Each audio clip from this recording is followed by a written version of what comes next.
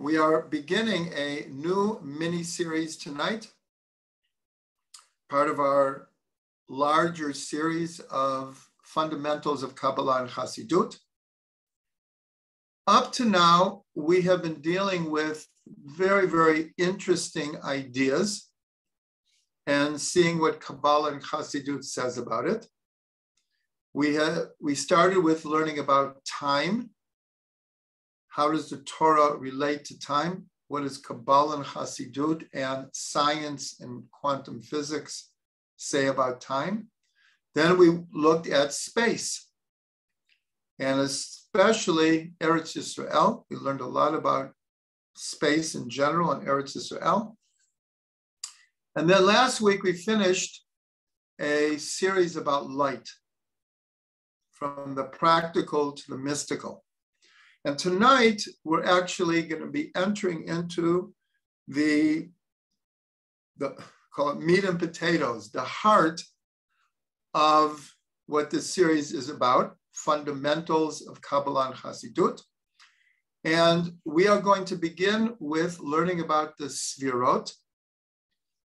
And then we are going to move to the four-letter name of God and other names of God, the five different levels of the soul, the 4 or 5 spiritual worlds, the Kabbalistic worlds, and the Hebrew letters. So in other words, we're entering into the heart of the overall series, because those things that I just mentioned, Sphirot, names of God, the letters, the worlds, the levels of soul. These are the fundamentals of Kabbalah and Chassidut. They come up everywhere, constantly. And so we are going to attempt to understand as much as we can about all of these fundamentals. So we're going to start with the Sphirot. And tonight, we're not even going to get into the individual Sphirot. We're going to do an overview, including a historical overview of where did the Sphirot come from? How do we know about them? Where are they mentioned? What are their importance? That's what we're going to do tonight, and then we'll go into the individual Sphirot and further.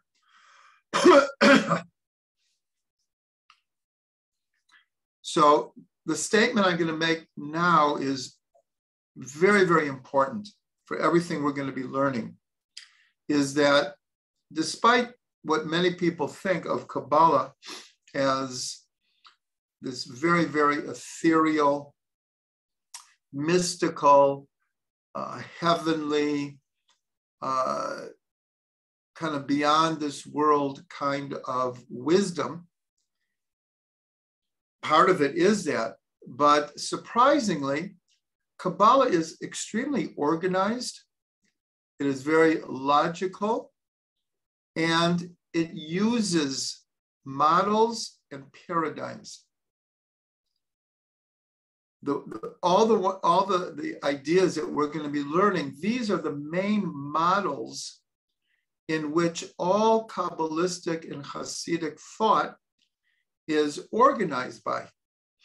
And so that's what I said. Kabbalah is you would think it's this very spontaneous, it's all over the place.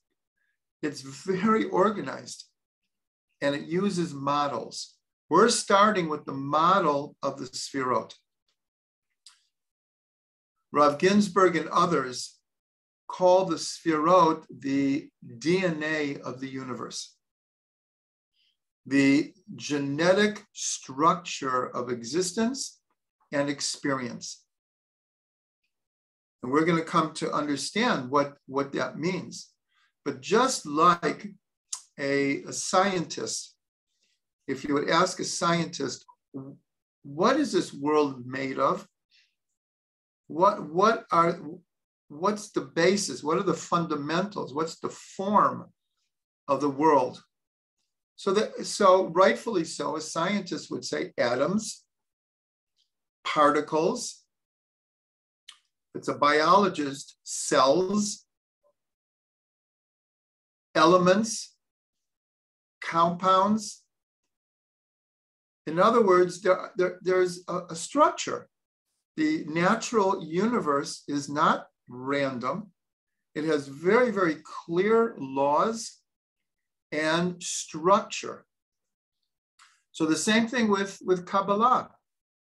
The Kabbalah is actually very structured, and we're told that of all of the models or paradigms or organizational structures of our mystical tradition, so the Spheroid and the letters stand out as something that appears everywhere. And just like in every cell of the body, you have the entire DNA code. That's how they do, they're able to clone.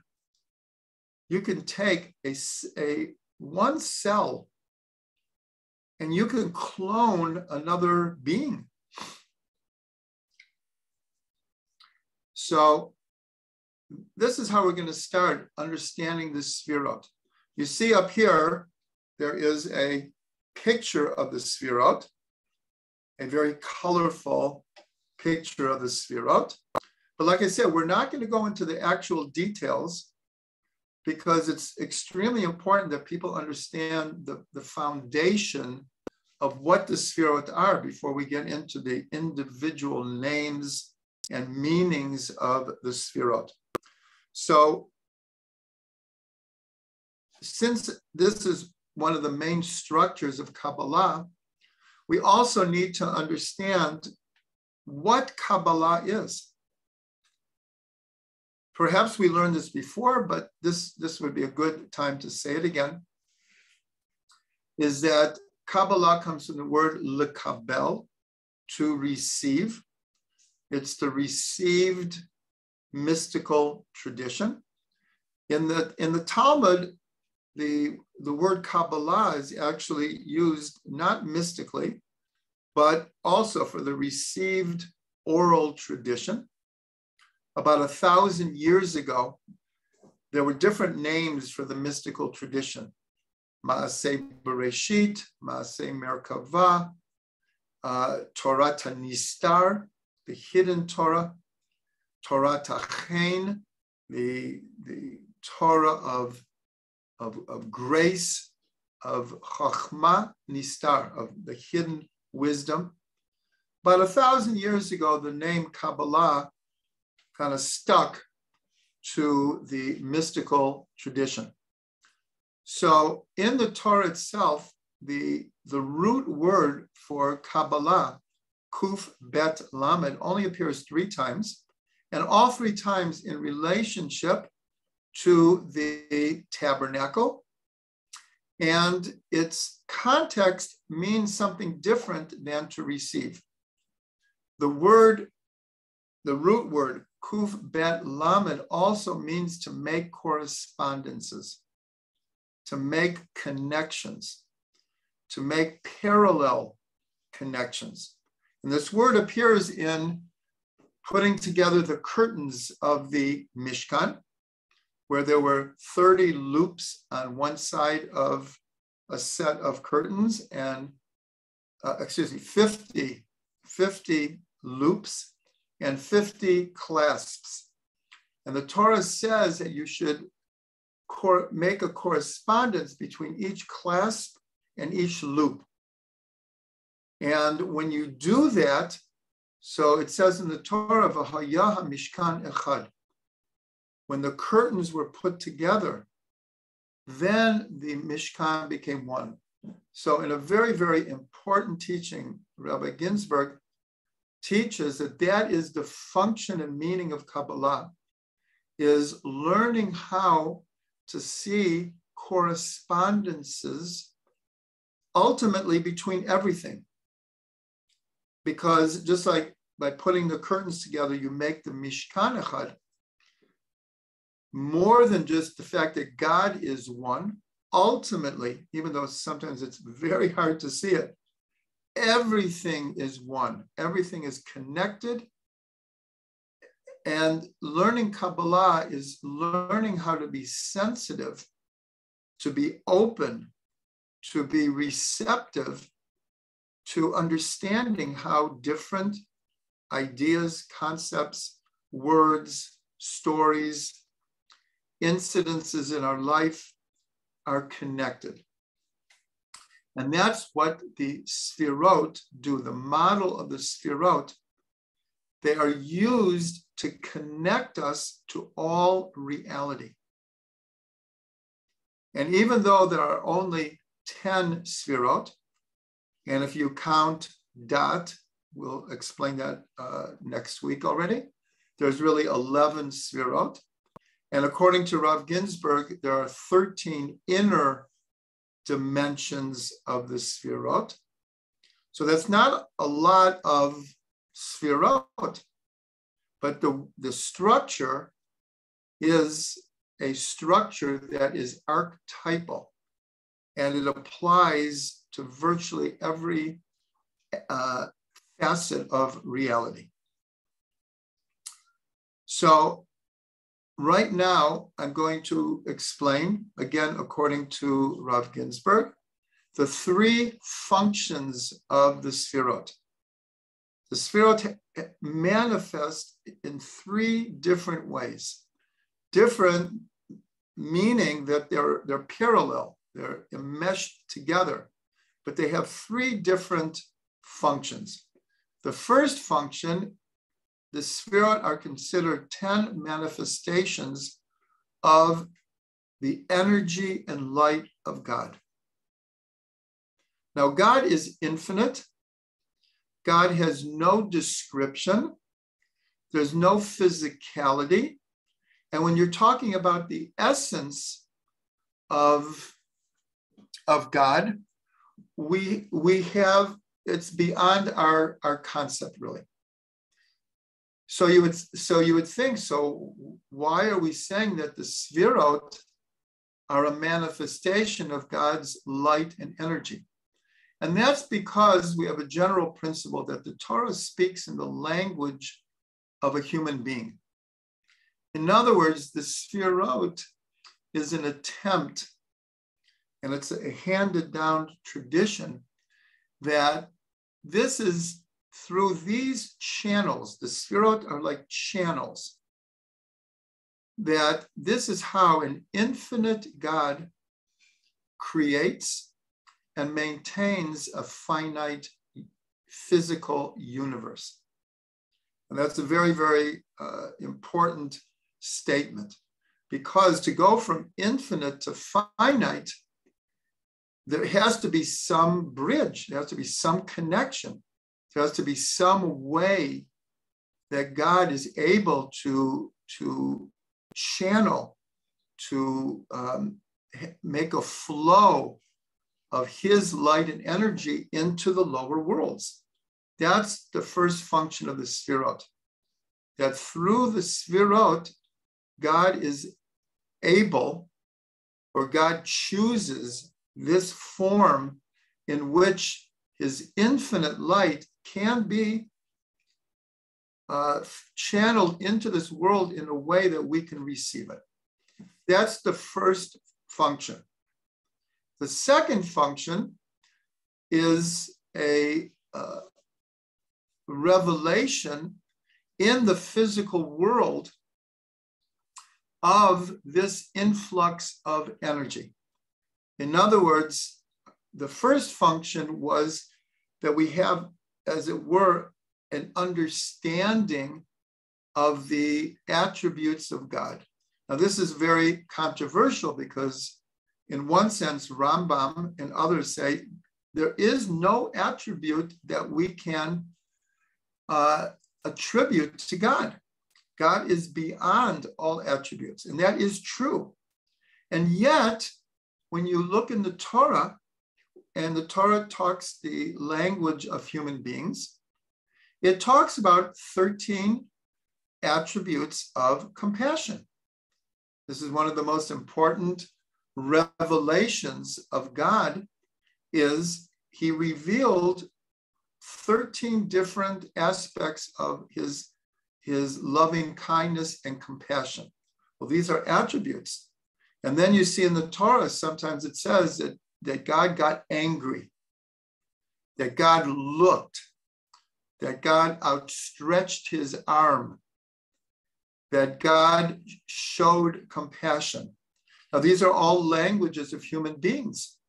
So it's quite paradoxical that God is, in truth, beyond all attributes. And even the attributes that we apply to God is in the language and the conception of human beings. It doesn't mean that the way we love is the way that God loves, or the way that we have compassion is the way that God has compassion. But there is a connection, as we will see further. So that's the second, is that in the world, in the physical world itself, these 10 Spheroid manifest as 10 forces of nature revealed through creation.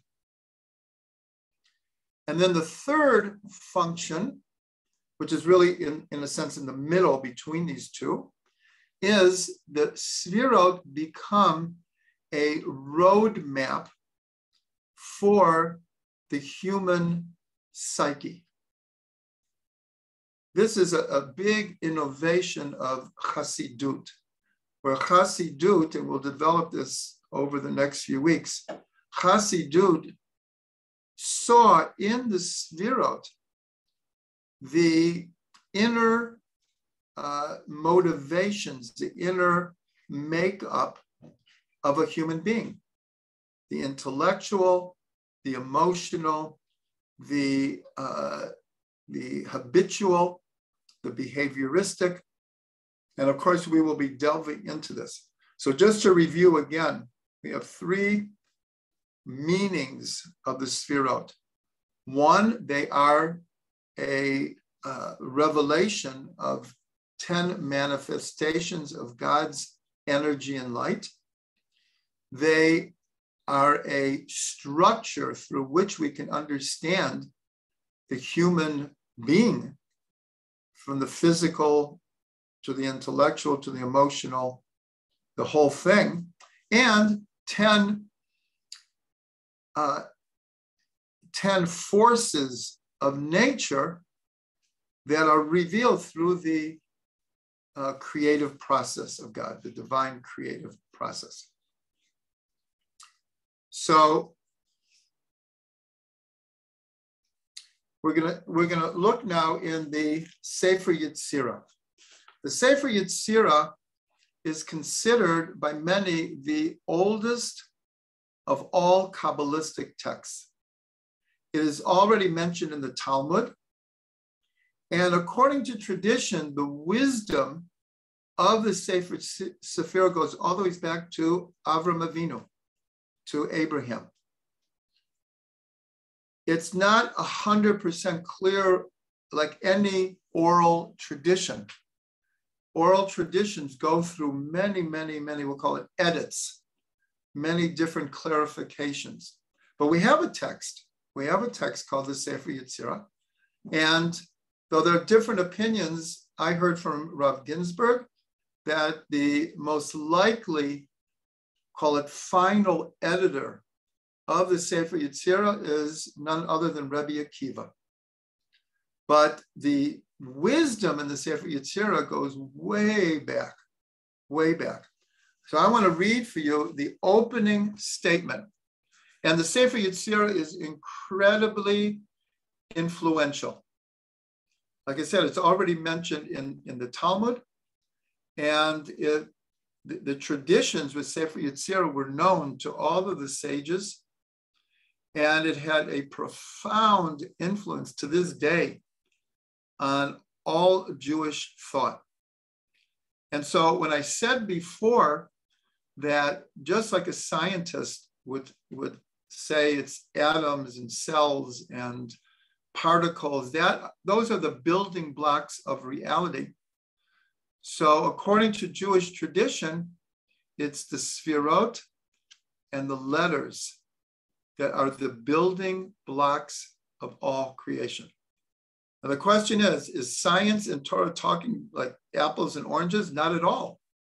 They're describing the same reality, just with different words to express what those fundamentals are. And so where do we get this idea that the building blocks of all reality are the Spheroid and the letters? In the very first opening, it's really called a Mishnah of the Sefer Yetzirah. So I'll read it. I'm not going to read the whole thing. I'll read the beginning and the end in Hebrew and English. V'shloshim v'shtayim netivot pliyot chachma, with 32 wondrous paths of wisdom. And then there's a whole list of superlatives about God, different names of God and different praises of God. And then it says, Ubara et olamo, and he created his world b'shlosha sfarim, with 3 books, with text, with number, and with story. So let's try to understand this. So what are these 32 pathways of wisdom? The 32 pathways of wisdom are the 10 Spheroid and the 22 letters. 10 and 22, of course, equal 32. So the very first thing, the most ancient of all Kabbalistic texts tell us is that through these 32 wondrous pathways of wisdom, before I call them channels, but here it's there, which means the same thing as pathways, God created his world through 3 books, through text, through number, and communication. So here we already have the basis of what we're saying is that the Spheroid and the letters are the building blocks of creation, of all creation. All reality is nothing more than combinations of letters and Spheroid. Just like the physical world is nothing more than a combination of atoms in different combinations, in different forms, in different compounds.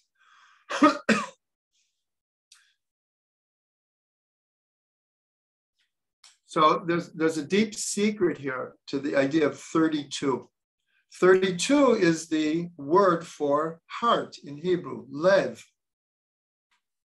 So we have here that God created through 32 wondrous pathways of wisdom. So it's pointed out by many, many commentaries for generations that the last letter of the Torah is a lamed, and the first letter of the Torah is a bet. Spells lev, heart. And in the Sefer Yetzirah, it makes a very, very profound statement. Na'ut sofan betechilatan, betechilatan besofan. The end is wedged in the beginning, and the beginning in the end.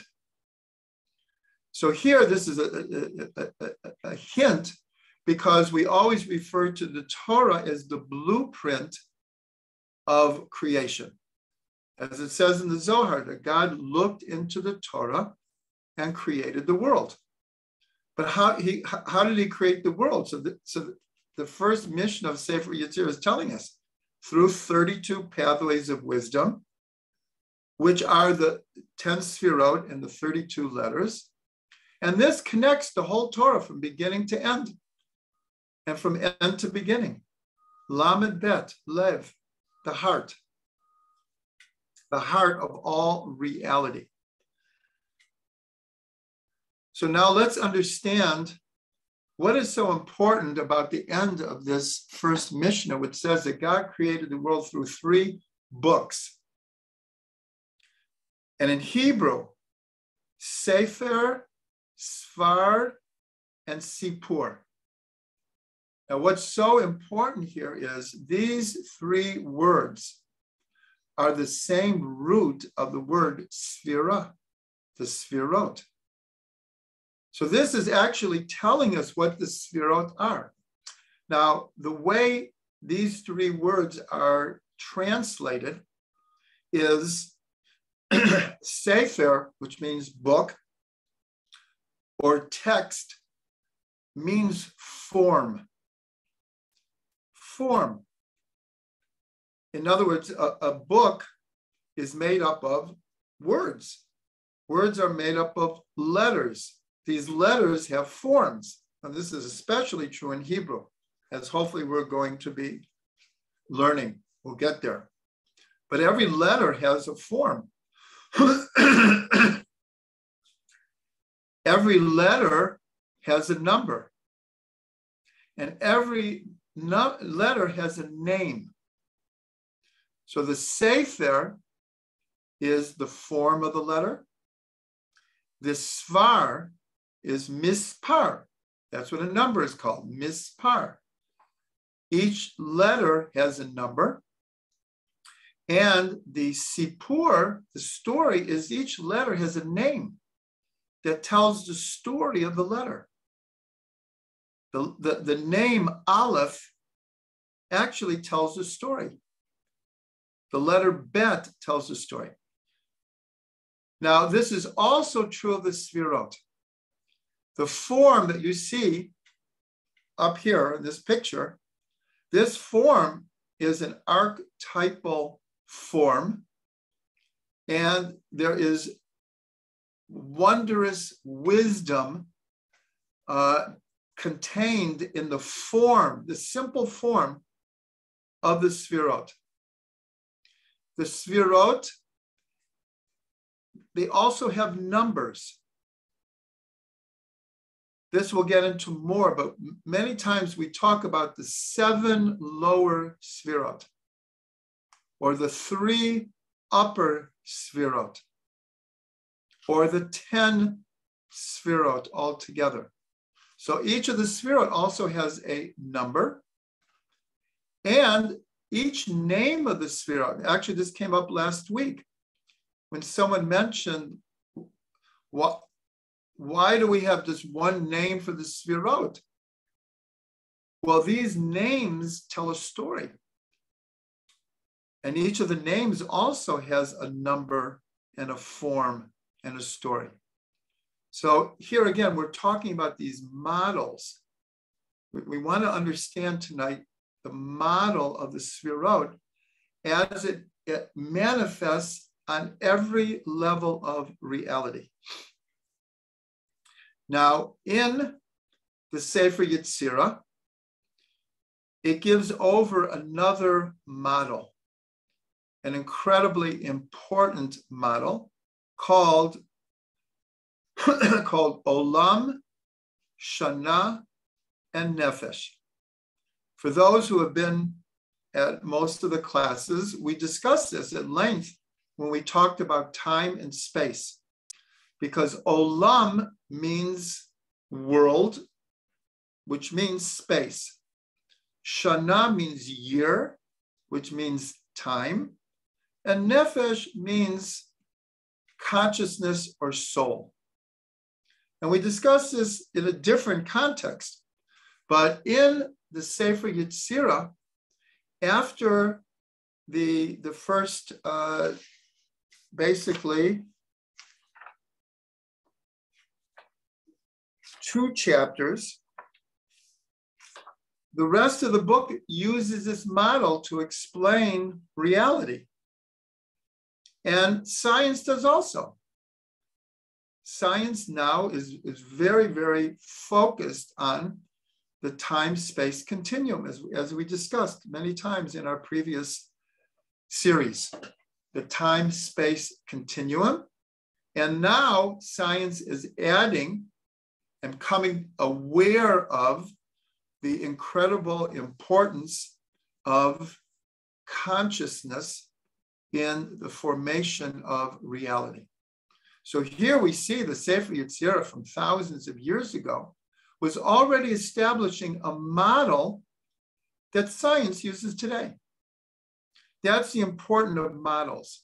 That was our first statement, is Kabbalah is extremely organized, uses paradigms and models in which to understand, and like we said, the definition of Kabbalah is to make correspondences, to see connections between everything.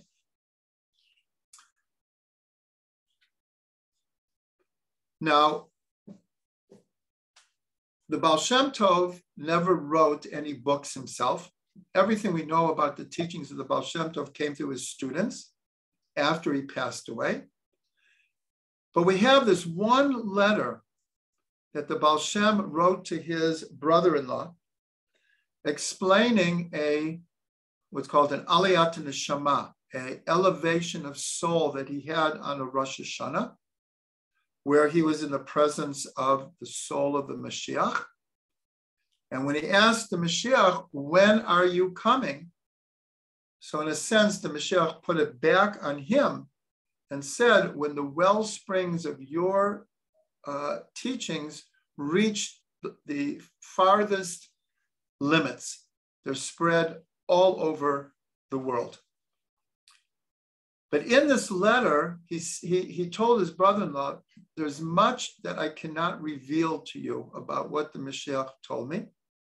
But what I can reveal to you is that every letter has worlds, souls, and divinity.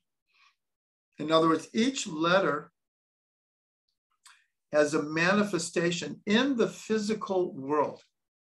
Like we said before, it's a building block of the physical world are the letters.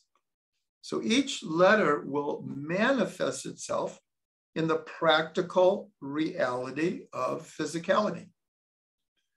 It also has a level called souls, where the soul is, like we said, just like we said, that the Spheroid is a model of the inner workings of a human being. It's the same thing with the letters, that the letters are manifest in different parts of the physical human being and the soul, conscious, spiritual aspects of a human being. And then every letter also has a manifestation, as it were, from God's perspective, from a divine perspective. So this is another model that is used extensively. Now, I just would like to show you, we're not going to go into length about this now. There's a good chance that we will. And that is, many of you know that Rabbi Ginsburg wrote a book on the Hebrew letters. I'm sure many of you have the book or have seen it. It came out a good 30 years ago. And it's an absolute classic, but it's based on these two models that we just talked about. We just gave this idea that the Sefer Yetzirah says that God created through three books, Sefer, Svar, Sipur, which is translated as form, name, and number.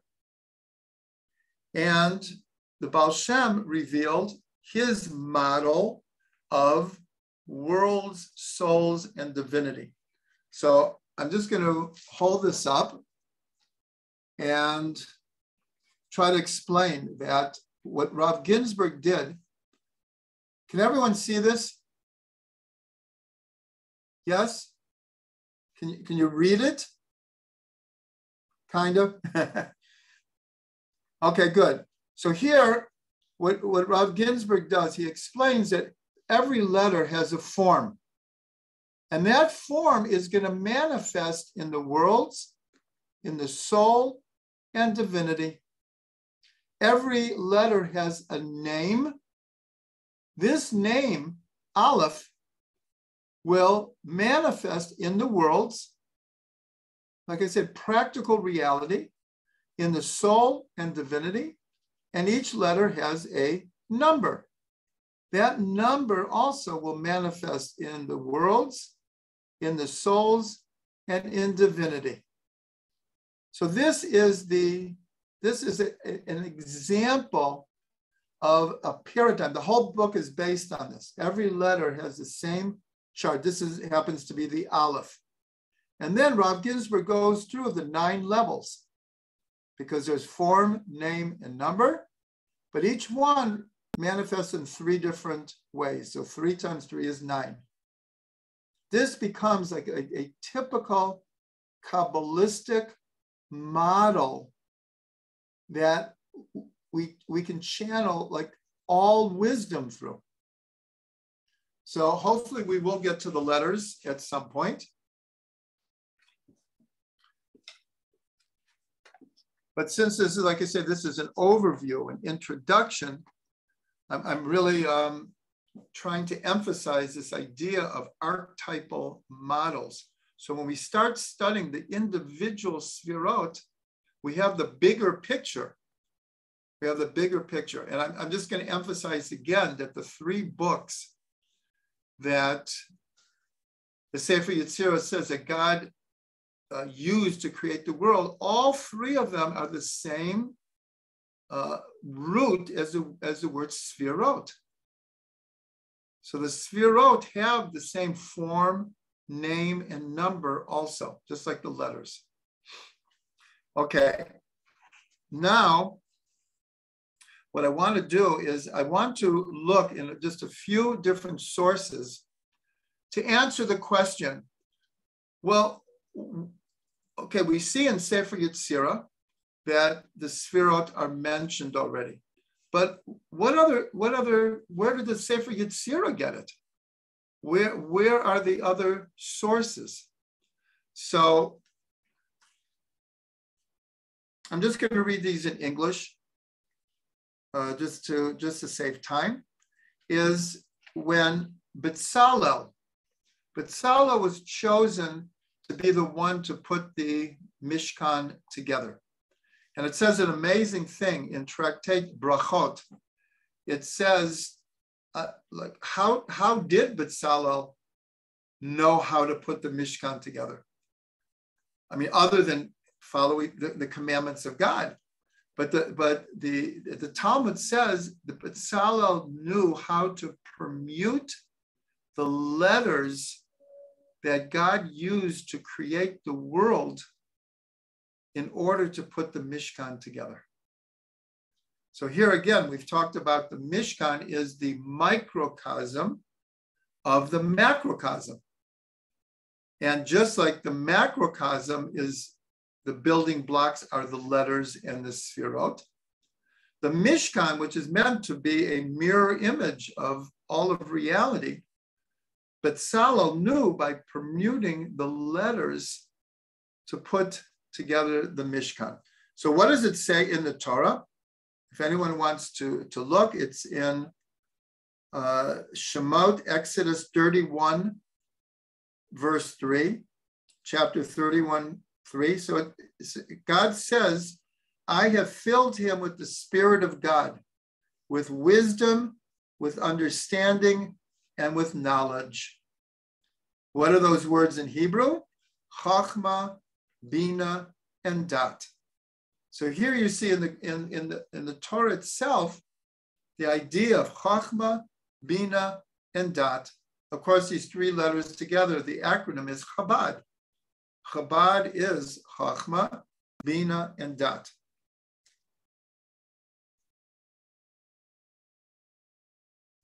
Then there's another verse in Proverbs that says the following: with wisdom, God established the earth, and with understanding, he established the heavens, and with his knowledge, the depths were broken up. So here again, we have Chachma, Bina, and Dat mentioned in the book of Proverbs. Also in the book of Proverbs, again, it uses Chachma, Bin, and Dat. It says, with wisdom, a house is built. With understanding, it is established. And with knowledge, its rooms are filled. So here we have three different examples from the Torah using Chachma, Bina, and Dat, which are the three higher Spheroid, as we will explain. So I thought that was very, very important. Then, those are the three higher Spheroid. I will point them out here. Keter, Chachma, and Bina, or Chachma, Bina, and Dat. We'll explain why Dat is not shown here. But these are what are called the higher Spheroid, the intellectual Spheroid, those of wisdom. The lower seven Spheroid, which start here, and these lower seven, these are called the more emotive Spheroid. That's from the level of the soul. From God's perspective, it's not exactly the same thing as intellect and emotion. But these seven are mentioned. This is in the book of Chronicles, and it also appears in the daily prayers in Shachri. And the verse is, yours, O God, are the greatness, that is actually chesed, the strength, that is gevura, the beauty, teferet, the victory, netzach, and the splendor, hod, for all in heaven. And in Hebrew, those words equal the sphere of Yesod. Yours, O God, is the kingdom. And the kingdom, of course, is Malchut. So here in the book of Chronicles, which really goes all the way back to David HaMelech, that's 3,000 years ago, the lower Sphirot are already mentioned. So this is just, it's like a historical explanation, so people understand that it's like someone in the year 1000, some Kabbalist just made up the names of the Sphirot. So I was just trying to show that it goes back in the Torah itself, which is 3,300 years ago, and back to David HaMelech. Sefer Yetzirah is going back to Avram is 3,700 years ago. Now there's one other very, very ancient book of Kabbalah called the Bahir. Bahir comes from the word to make clear, to clarify. And it also mentions the Sphirot. And so I'm just going to read just two of the places where already the Sphirot are mentioned. Again, I'm doing it in English. So much of the Bahir are questions and answers. A question is posed and an answer is given. And it's very, very symbolic. The whole book is extremely full of symbolism. So the question is, why are the hands lifted when they are blessed in this manner? It's talking about Birchai Kohanim, when the Kohanim spread out their hands to bless the people. So the answer is, it is because the hands have 10 fingers, alluding to the 10 Sphirot with which heaven and earth were sealed. These parallel the 10 commandments. So in other words, the idea when the Kohen lifts up his 10 fingers, this and channeling God's blessing.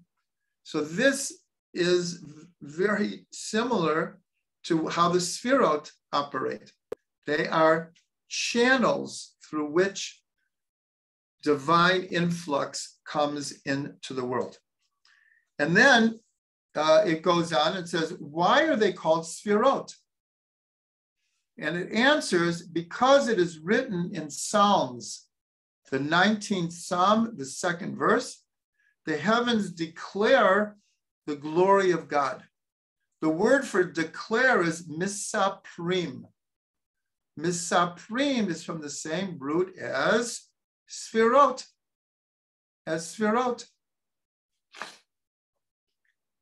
So this is another ancient source. Okay, I see we're getting towards the end of the class, but I have a very, very beautiful idea to give over that will connect to Tu B'Shvat. Tu B'Shvat is this coming Sunday night and Monday.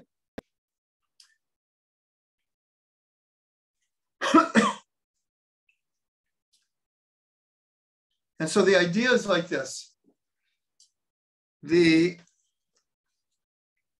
the Torah, there's a mitzvah that when an army is laying siege to a city, that there's a mitzvah in the Torah not to cut down fruit trees in order to make, let's say, a battering ram to knock down the walls of the city.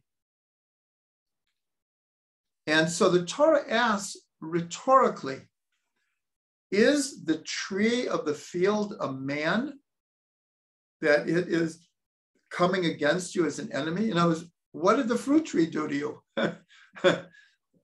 And fruit trees, they feed us. So one of the mitzvahs in the Torah is you can't cut a fruit tree in order to use it as an implement in war. Now, in a typical manner, the sages took this, which seems like a very, I'm using the word narrow, meaning that the times that this circumstance would happen throughout history is very small. Nowadays, we do not build battering rams with wood to knock down walls of cities. And for a good part of history, sometimes it would. You're allowed to use other trees, but not fruit trees. But the commentaries came and they took this rhetorical question. It's like a question. Is the tree of the field a man?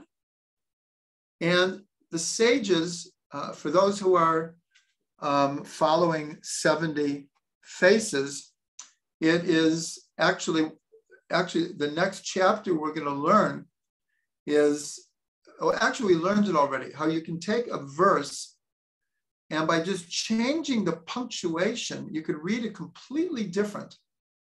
So the commentaries read it as a statement, not a question, that the fruit tree is like a man, or man is like a tree. Human beings are like a tree. So this is where we're going to start, that there's this connection, and this is used throughout Jewish literature and commentaries, this idea of making a parallel, making a connection between trees and human beings. Okay, so let's put that to the side for right now. We also know that the Torah is called a tree of life. Every time we take the Torah out of the ark for a public reading, and then we return it, when we close the ark, we say, Eitz Chaim Hi, L'machazikim ba. The Torah is a tree of life for those who grasp onto it. So the whole Torah is called a tree of life. Now, what's really interesting is that throughout the last 1,000 years, the Spheroid have been called the Eitz Chaim, the tree of life. So here we have a connection. Remember what we said what Kabbalah is?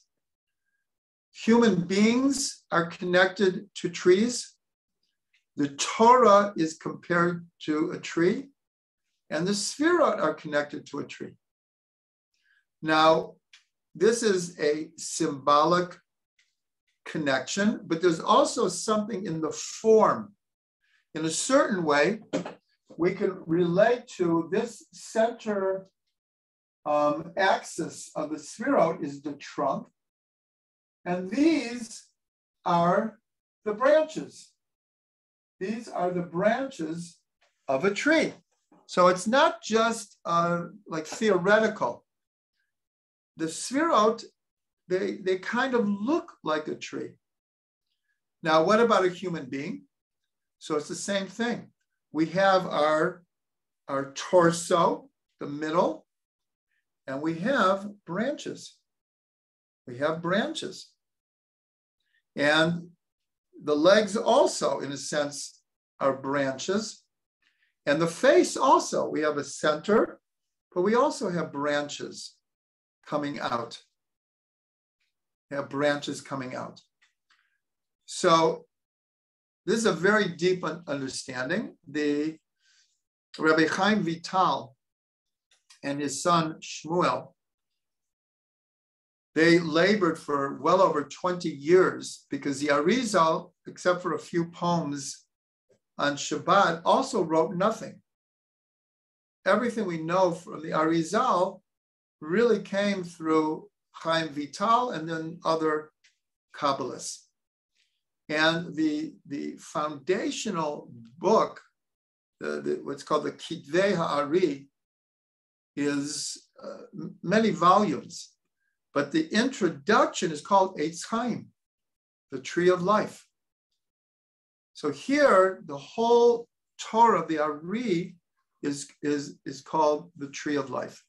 Now, I'm saying all of this because Sunday night and Monday is the New Year of the Trees, Tu B'Shvat. So I'm trying to, this is good material for people who are celebrating Tu B'Shvat. But we want to go one step deeper here. And it says in the Zohar that God, Israel, and the Torah are one. There's an essential connection. Again, I'm going to remind everyone what we said the function of Kabbalah is to see connections, parallels, correspondences. So the Zohar makes a very, very basic correspondence. God and the Torah and Israel are one.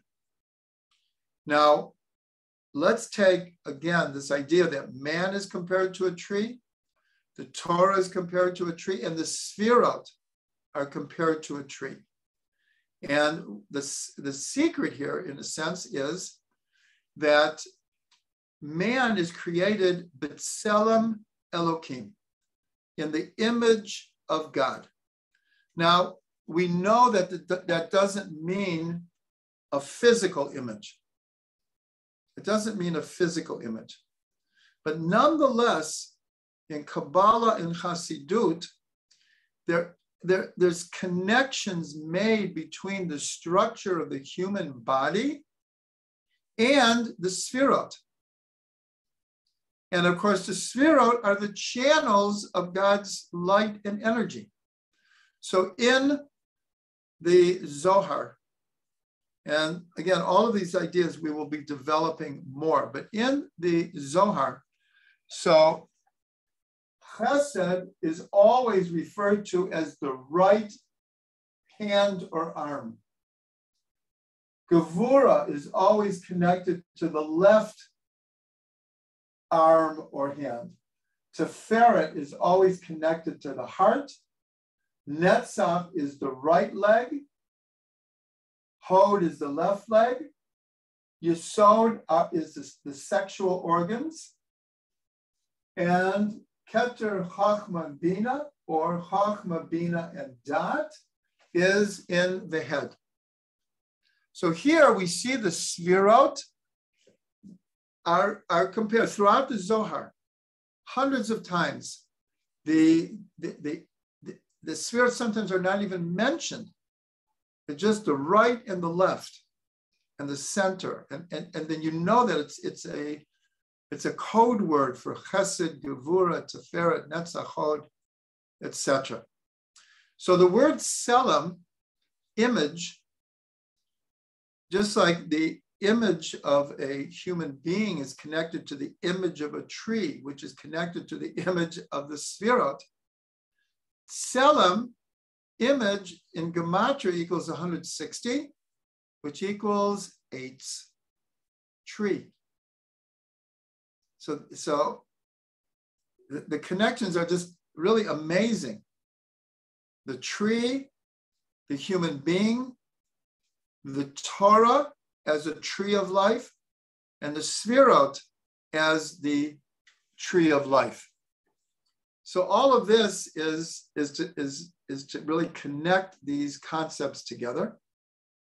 And just like the Torah is the blueprint of creation, the Spheroid and the letters, and then we're going to get to the names of God and the levels of the soul and the different Kabbalistic worlds. This is the structure of the world. Just like science will explain astronomy and biology and physics all through structures. And if you've ever seen, there's a famous picture of Albert Einstein explaining E equals mc squared. What do you have? You have this blackboard full of numbers. Numbers are everywhere. Form is everywhere. Language are names. So tonight, hopefully, we began to lay the foundation for understanding the overall context of the Sphirot, where they come from historically, and what we are going to be focusing on is then how to understand the Sphirot, and more important, how to use them in our own lives. Not just like as an intellectual, arcane, mystical kind of wisdom. All of Chassidut is based on whatever we learn, we have to make it relevant to us. We have to make it alive. We have to be able to integrate it into how we live our lives and how we see the world. Bezrat Hashem, we will be doing that. And I hope for everyone this was a good jumping off way to really delve into the fundamentals of Kabbalah and Chassidut.